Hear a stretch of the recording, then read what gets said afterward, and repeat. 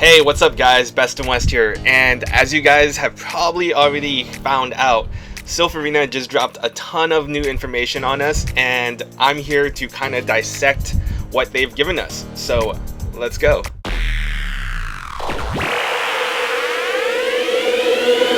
Okay, so the first thing that they announced was some rule changes from season 1, and right here I have my screen mirrored and I have the updates to the Silph Arena rules pretty much. We're just gonna go through them and kind of go over what it means for people participating in the tournaments and how it's going to really affect us as a community and possibly you personally.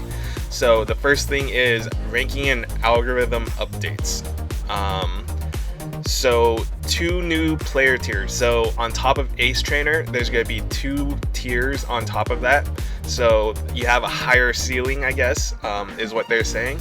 Every battle counts. So this one is the one that I have the most issue with. Personally, so this season we will collect match results for all battles between competitors. What this is saying is that each round of a tournament, you will now have to battle 3 times, whether you win the first 2 or not. It's no longer a best of 3. You're gonna battle 3 times, and whoever has the most wins will win that round.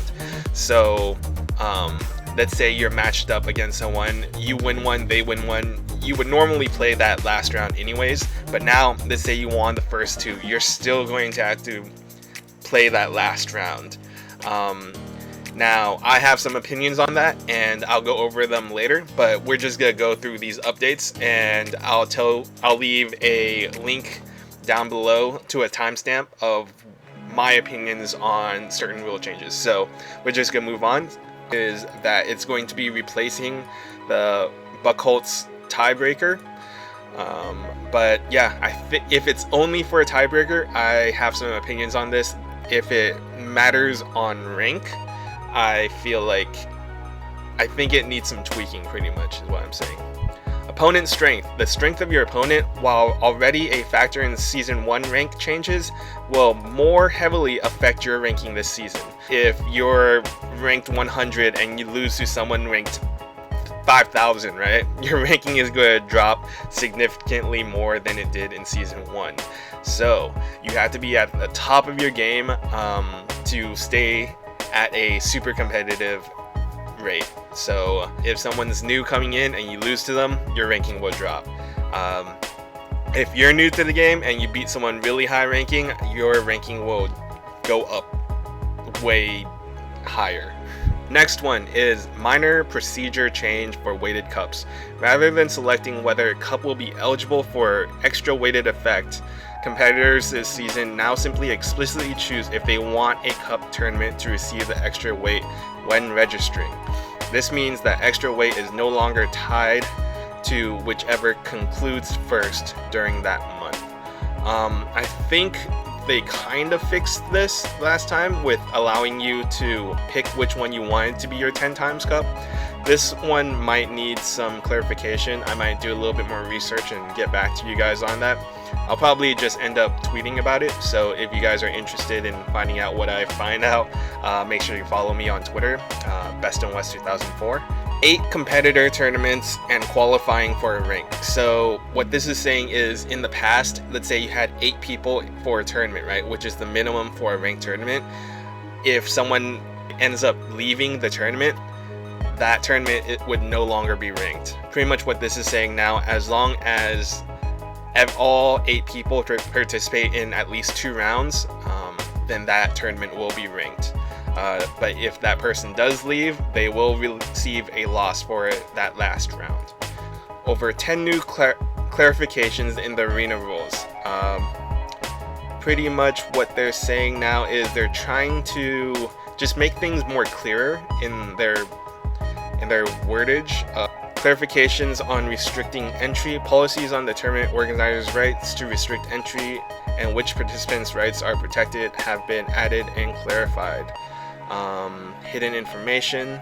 What they're saying is any hidden information, such as like the moveset on your Pokemon, what IVs they are, Like, that's hidden information, and it's the responsibility for the participant, as in, like, if I were participating in a tournament, it's my job to keep my information as secret as possible.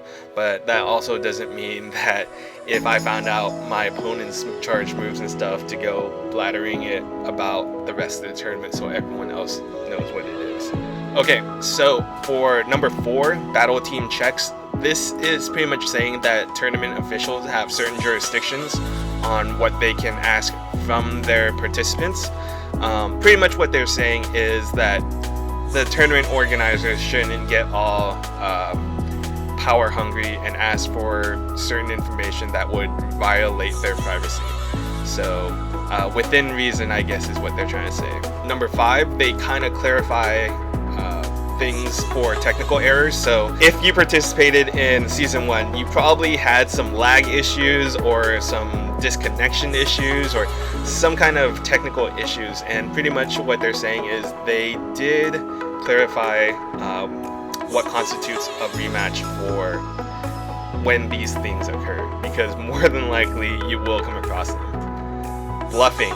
Now, this was something that came up before, but they did clarify it in the Silph Arena Reddit.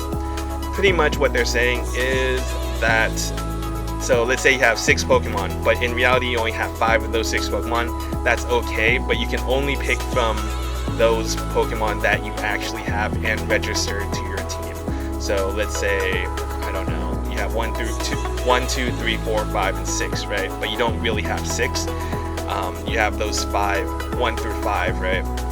You can still only pick from those 5 Pokemon, even if you don't have number 6. Number 7, improperly determining a winner.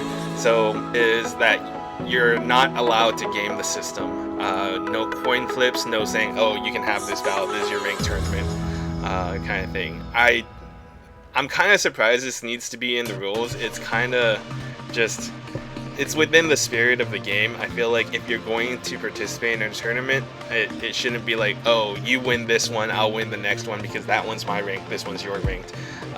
It's just a way to not manipulate the system. This doesn't mean that people aren't going to do it, but at least it's definitely in the rules now, and I feel like it's just kind of sad that it actually has to be in there, but it's okay. Okay, so number 8, outside assistance and external resources. So they have specifically distinguished what is allowed within a tournament, I guess. Competitors should not receive assistance from any other person during the tournament, whether it's in form of spectators or commentators, other competitors, or from people not at the tournament. Competitors also may not utilize any programmatic or otherwise dynamic scripted resources which perform or retrieve personalized calculations or simulation data to provide strategic matchup information based on a competitor's or their opponent's specific team, battle team, or lineup, i.e. PvP simulators or any program that requires inputting information describing a battle team. Web pages of top performing counters list, notes, type charts, and other resources are permitted, but remember to stay within the time limits set by the organizers. So that's a lot of information to process, but pretty much what they're saying is last season they didn't put this in, but now this season you are not allowed to run simulations of your team versus their team or specific Pokemon lineups based on your team and your opponent's team. Now, don't get me wrong, I didn't know that this was in the rules in the past, so I am definitely guilty of this. I have run, let's say there was a Pokemon on my opponent's team that I didn't know what moves it had or like what kind of matchups it would have against my team, so I would quickly go to PvPoke, which is a great resource, but unfortunately you cannot use it now during a tournament. But I would quickly go PvPoke and run the simulation of my Pokemon versus their Pokemon and find out if it's a winning matchup or not. So PvPoke, PokeBattler, any of these websites that do simulations, you are no longer allowed to use them within a tournament. Also, there's some Excel sheets that kind of run positive matchups against negative matchups and kind of help you pick which Pokemon to bring in your lineup. So those are no longer allowed as well. And I actually think this is a good thing. It's just going to be very hard to, I don't know what, to implement, because there's going to definitely be people that do use it nonetheless, and you kind of need proof that they are doing it. This isn't to say that you can't print out your own like charts and stuff and use them during the tournaments. I think that's still going to be allowed. It's mainly for, I guess, computer or specific technology wise things that will automatically spit out information to you that will help you win these tournaments. Now, the thing is, with remote lobbies such as Go Stadium or the Battle Park, it's going to be really hard to implement this because tournaments happen over the course of days, possibly even weeks, versus an in-person tournament. You're literally right there, right? You don't have time to really run all those simulations, versus a remote lobby, you have maybe a day or two to run those remote battles, those simulations.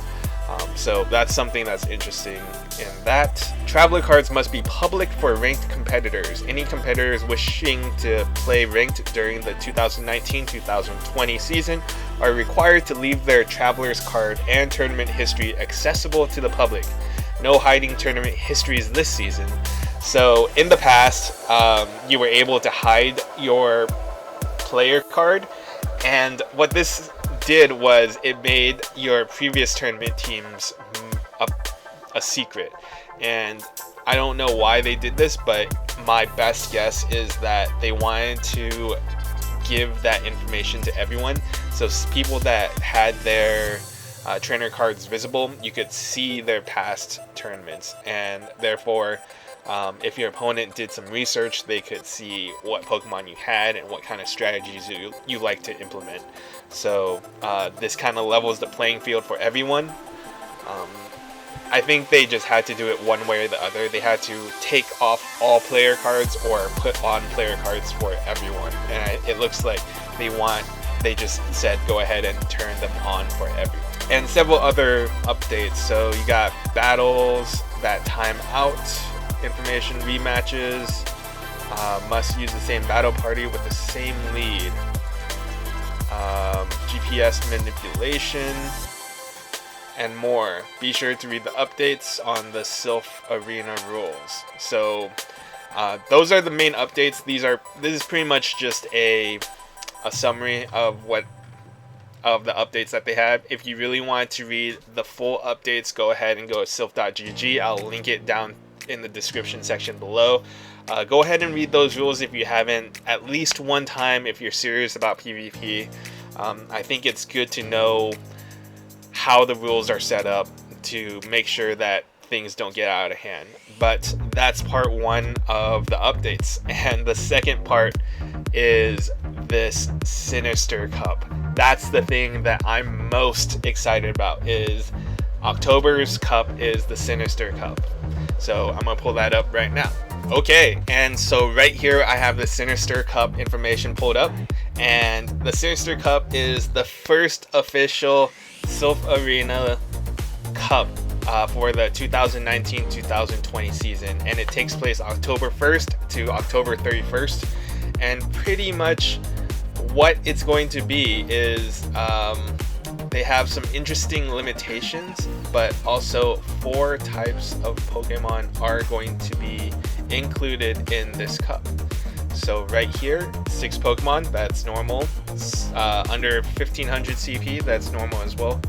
Only Pokemon with at least one of the following types will be permitted: Ghost, Psychic, Steel, Fighting.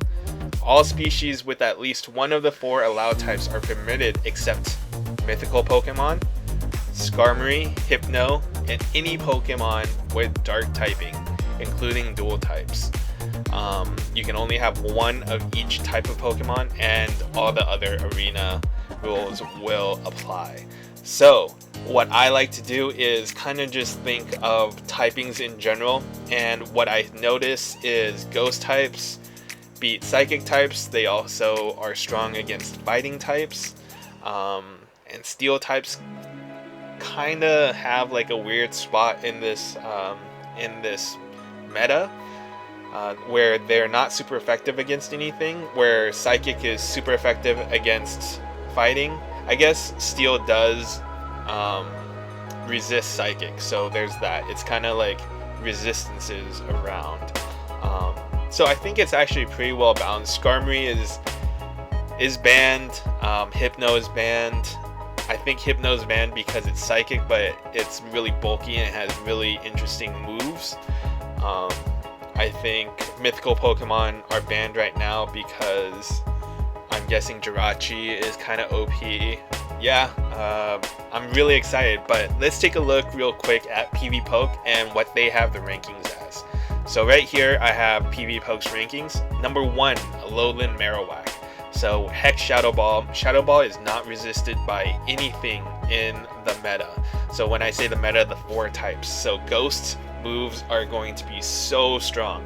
So Ghost types are going to be dealing super effective damage to Psychic, neutral damage to Steel and Fighting, and super effective damage to Ghost types itself. So it's weak to itself. So Alolan Marowak is number 1 according to PV Poke, overall at least. Haunter with Shadow Claw, Shadow Punch, and Shadow Ball. Shadow Ball is legacy, so keep that in mind. Steelix. Steelix makes its triumphant return to PvP in the top 5. So Banks, you better take a look at Steelix. I know you got that shiny, so Steelix is good in this tournament. Bastiodon. Now, I think Bastiodon is going to be so powerful. It's only weak to fighting pretty much and ground, but there's not that many ground Pokemon in this meta. You have a Alolan Dugtrio that will have ground moves. Maybe there's some other Pokemon with ground moves, but Bastiodon is just so tanky. It can take those Shadow Balls. It can take almost anything that you throw at it, but it is limited by its moveset, so keep that in mind. Drifblim. This is actually one of my favorite Pokemon. I just ended up not using it in Twilight just because it had so many weaknesses. That Ice, especially with the prominence of Azumarill in Twilight, I just couldn't use it, right? It's double weak to Ice, but in this meta, there's not that many Pokemon that have Ice moves, other than number 7, Ice Punch with Medicham. So Medicham is within the top 10.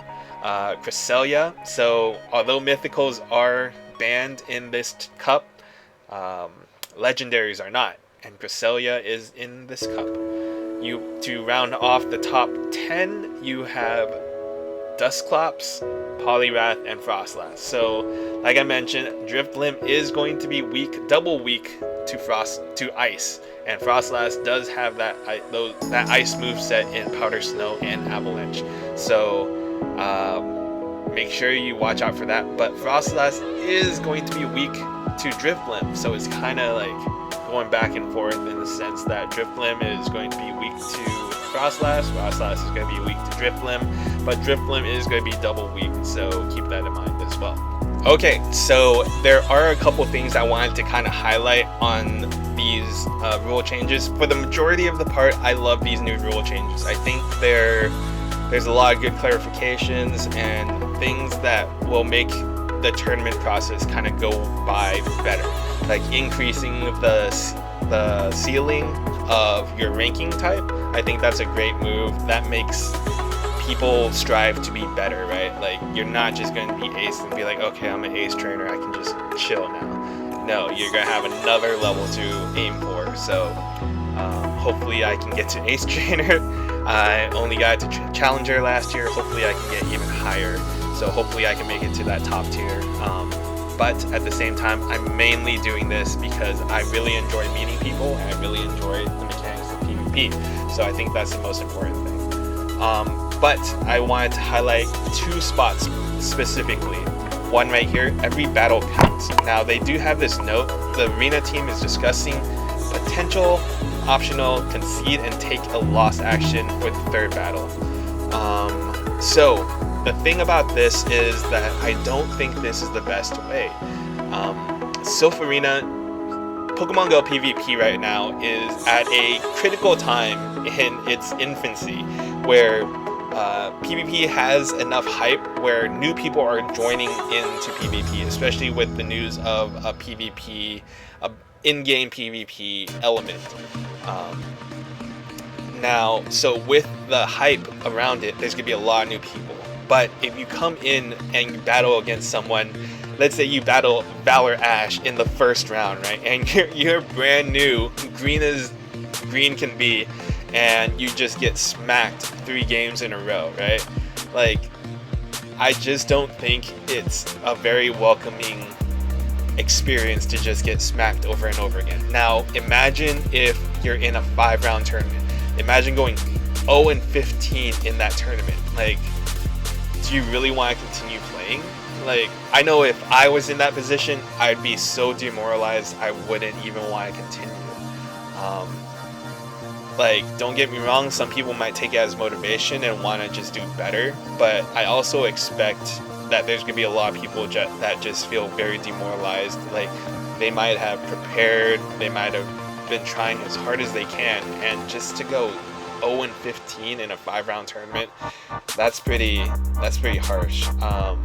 And I just don't like that. I feel like, so what I propose is that you play a best of 3. If you win 2 out of those, the first 2, then that's it. You just move on. But I feel like you should have an option to report a 2-0 and a 2-1.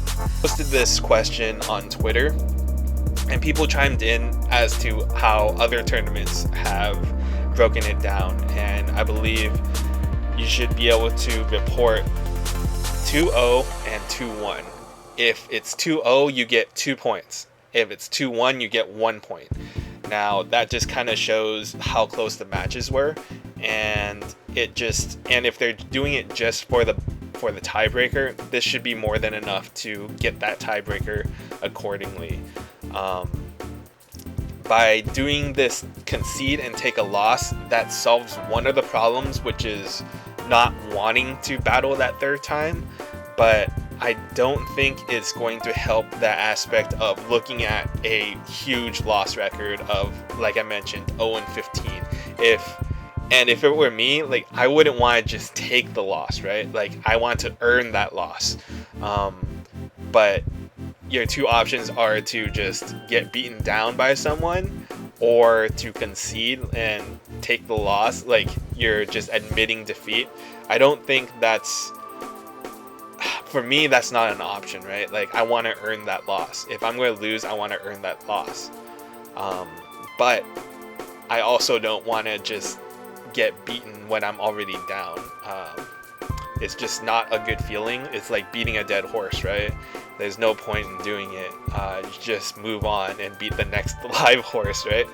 But anyways, that's what I have to say about this part right here. Hopefully the Silph team reviews it and makes some adjustments to it. I hope they looked at the community feedback. I had a pretty good Twitter discussion with a lot of people, a lot of prominent players in PvP, and hopefully they take that into account. Now, the other part that has some build up to some controversy is the part about using programs. So the main part is the PvP simulators. So PokeBattler has a matrix system where you can put in your Pokemon, put in their Pokemon, and it spits out which Pokemon you should put out. I also know Elite Four TV was also creating spreadsheets where you could put in your team, put in their team, and it give you recommendations as to which Pokemon have the most positive matchups and things like that. Under these rules, you are no longer able to do that. Personally, I have used PvPoke to run simple simulations against specific Pokemon because I don't remember that Pokemon. This will just make me do a little bit more research beforehand, maybe write down some handwritten notes, or maybe print out some notes of certain matchups so that I won't break this rule. I think this is great, honestly, because by if you just have those simulations on you all the time and are able to just spit out things like that, you're not really testing your knowledge as much as testing your resources. Don't get me wrong, these resources are excellent, excellent resources, but I feel like when you're in a tournament, you should be able to pull that knowledge from yourself, because Pokemon Go PvP should be about your knowledge of the game, your knowledge of Pokemon, your knowledge of the mechanics, and reaction times, in my opinion. So there is controversy about, like, I don't know how they're going to enforce these rules to remote lobbies such as Go Stadium, Battle Park, like I mentioned before. So I think that one's kind of up in the air. I don't think they're going to enforce that at all in these remote tournaments. It's just impossible to, right? So we'll see how they amend it, or if they amend it. I think it's okay as it is, but they just have to understand that it's not going to work in these remote lobbies. So that's that. Other than that, I really think that these updates to the rules are great. I think a lot of them are pretty straightforward. Yeah, so that's it. So that's pretty much it for this video. I'm super excited to really dissect the Sinister Cup. I've already come up with some interesting strategies and some thoughts. I'll share that with you later down the road. I'm going to give you my first impressions of the Sinister Cup later on as well. I'm kind of coming up with like a guide and introduction to the Sinister Cup. So stay tuned for that. But I just wanted to say thank you for being patient with me. I haven't come out with a video in a couple weeks. Been kind of taking it easy with content creation, trying to just recover from this past season, creating so much content. I know other people are creating content every other day. I'm looking at You Call Me Jake. I will be coming out. My goal is to put out about 2 videos a week, so stay tuned for that. I will have a period where I'm taking a hiatus in the middle of November to early December, so please forgive me. I have some things I have to do. But yeah, thank you to my patrons. You guys help motivate me to make my videos, so shout out to you guys. Shagness, Zay, Blue Crab Carbs. If I'm missing anyone, please excuse me. And yeah, if you haven't already yet, make sure you hit that subscribe button and like this video. But that's pretty much it. Till next time, guys, this is Bestinwest. I'll catch you guys later.